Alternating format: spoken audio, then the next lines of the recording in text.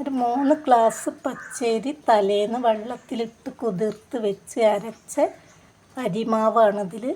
ഇതിൽ അപ്പസോഡ, ചെറിയ ജീരകം ചേർത്തിട്ടുണ്ട്. ഇതൊരു കൽത്തപ്പ റെസിപ്പിയാണ്. എൻ്റെ ഉമ്മ പഠിപ്പിച്ച് തന്ന പലഹാരമാണ് കേട്ടോ. ഉമ്മാൻ്റെ കൈപ്പുണ്യമൊന്നും ഇല്ലെങ്കിലും നമുക്കൊന്ന് ചെയ്ത് നോക്കാം. അപ്പോൾ ആ റെസിപ്പി കൂട്ട് നിങ്ങൾക്ക് കാണാം.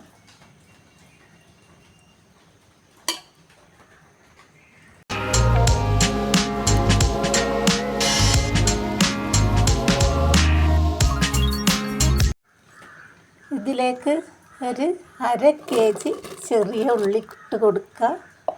ചെറുതായി കട്ട് ചെയ്ത ചെറിയ ഉള്ളി. ഇനി ഒരു 3 തേങ്ങ ചിരകി വെച്ചത് ഇട്ട് കൊടുക്കുക.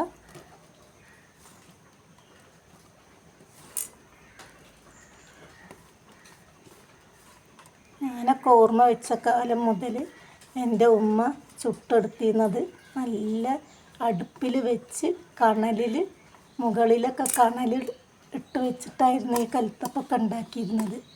അപ്പോൾ നമ്മളൊക്കെ ആകുമ്പോൾ ഫ്രൈ പാനും എല്ലാം ഉപയോഗിച്ചിട്ടാണ്. അന്നൊക്കെ അങ്ങനെയൊക്കെ ചെയ്യുമ്പോൾ ഒരു പ്രത്യേക രുചി വേറെ കിട്ടും. അന്നത്തൊക്കെ പുതിയ സൽക്കാരത്തിന് ചുട്ട് വെച്ചിരുന്നൊക്കെ ഒരു അപ്പം തന്നെയായിരുന്നത്. ഉമ്മാക്ക് പഠിപ്പിച്ച് കൊടുത്തിട്ടുണ്ടായിരുന്ന എൻ്റെ ഉപ്പാൻ്റെ ഉമ്മയാണ് കേട്ടോ, വല്യമ്മയായിരുന്നു ഉമ്മാക്ക് ഈ കൽത്തപ്പം പഠിപ്പിച്ച് കൊടുത്തിട്ടുണ്ടായിരുന്നത്. അന്നില്ല കാലങ്ങളിലൊക്കെ 2 സ്ത്രീകൾ നിന്ന് വരലിലൊക്കെ ഇടിച്ച് പൊടിച്ച് നല്ലതായിട്ട് കലക്കി നല്ല ടേസ്റ്റോട് കൂടിയുള്ളൊരു കൽത്തപ്പല്ലേ കഴിച്ചിട്ടുണ്ടായിരുന്നത്. ഇന്നൊക്കെ മിക്സിയായി എല്ലാം ആയി. അതിൻ്റെ ഒരു വ്യത്യാസമൊക്കെ ഉണ്ടാവും രുചിയിലും അല്ല. ഇനി ശർക്കരപ്പാവ് ഒഴിച്ച് കൊടുക്കാം. ഇതൊക്കെ ചെയ്യുമ്പോൾ എൻ്റെ ഉമ്മാനെ വല്ലാതെ ഞാൻ ഓർത്ത് പോകുന്നുണ്ട്. ഉമ്മ ഓർമ്മയായിട്ട് 40 ദിവസമായിട്ടാണ്. അപ്പോൾ അരിച്ചെടുത്ത ശർക്കരപ്പാവ് ഒഴിച്ച് കൊടുക്കുക. മധുരത്തിന് ആവശ്യമായിട്ടുള്ളത് ഒഴിച്ചാൽ മതി.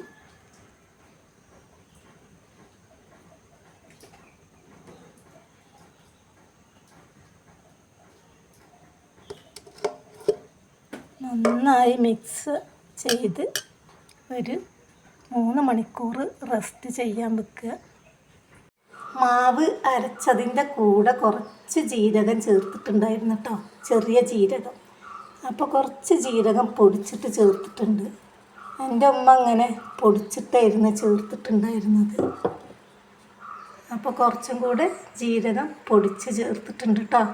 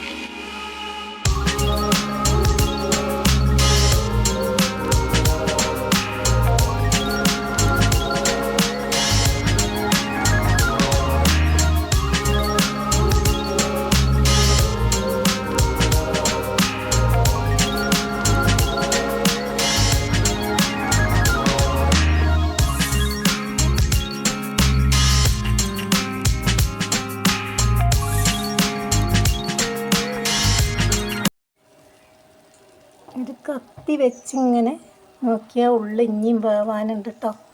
ഒന്നും കൂടിയൊക്കെ വെന്ത് വരട്ടെ. ഒന്നും കൂടി മൂടി വെച്ചിട്ട് വേവിക്കുക. മുകളിൽ കണലൊന്നും ഇട്ട് കൊടുക്കണില്ലല്ലോ. അപ്പോൾ നന്നായി വെന്ത് വരട്ടെ, എന്നിട്ട് മറിച്ചിടാം. അപ്പോൾ ഇതാ അപ്പങ്ങളെല്ലാം റെഡിയായിക്കൊണ്ടിരിക്കുന്നുണ്ട്. മുകളിലൊന്നും കൂടി വേവാനുണ്ട്. ഞാൻ പറഞ്ഞിട്ടുണ്ടായിരുന്നല്ലോ, പഴയ കാലങ്ങളിലൊക്കെ തട്ട് വെച്ചിട്ട് മുകളിൽ കണലിട്ടിട്ട് ഉണ്ടാക്കിയിരുന്നൊരപ്പമായിരുന്നു ഇത് നിന്ന്. അപ്പോൾ മുകളിൽ ഈ അപ്പം മറിച്ച് ഇട്ട് കൊടുക്കേണ്ട ആവശ്യം ഉണ്ടായിരുന്നില്ല. ഇപ്പം നമ്മൾ ഇത് മറിച്ചിട്ട് വേവിക്കേണ്ട ആവശ്യമുണ്ട് ഫ്രൈ പാനിലൊക്കെ വെക്കുകയാണെങ്കിൽ. അപ്പോൾ ഇതൊക്കെയാണ് നമ്മുടെ കൽത്തപ്പം. ഇനി മറിച്ചിട്ടിട്ട് കാണാം.